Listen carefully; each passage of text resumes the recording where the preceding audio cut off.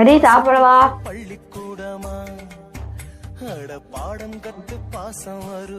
மதிந்தா சாப்பிடு. அம்மா இன்னும் வரலையாக்கா? அம்மா எப்போ வருவாங்கன்னு தெரியல. அக்கா அக்கா என்ன ஆண்டி அம்மா இல்லையே? உள்ள வாங்க ஆண்டி. மது, அம்மா எங்க போயிருக்காங்க? அம்மாவா? அப்பாவும் அம்மாவும் சண்டை போட்டு அவங்க அம்மா வீட்டுக்கு போயிட்டாங்க. அப்போ 2 நாள் ஆகுது. அப்படியா மது? நீங்க எப்போ வந்தீங்க ஆண்டி இங்க? நான் 3 நாள் ஆச்சு மது வந்து. ஏன் ஆண்டி இங்க வந்தீங்க? எனக்கு எங்கள் வீட்டுக்காரங்க சும்மாவே சண்டை வந்துட்டே இருந்துச்சு. சரி நான் எங்கள் அம்மா வீட்டுக்கு போகிறேன்னு பசங்களை வந்து அவங்க அங்கேயே விட்டுட்டே வந்துட்டேன். பசங்க எப்படி இருக்காங்க?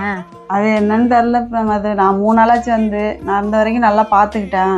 ரொம்ப சண்டை வந்துட்டே இருந்துச்சு, ஏன்னு சொல்லிட்டு நான் வந்துட்டேன். இப்போ நாங்கள் 2 பேரும் கஷ்டப்படுற மாதிரி உங்க பிள்ளைங்களாம் அப்படி தானே கஷ்டப்படும். ஆமாம் மது, நான் பார்க்குறேன். அது அப்படி தான் தெரியுது. நீ தான் தோசை சுட்டு கொடுத்துருக்க தம்பிக்கு. ஆமாம்.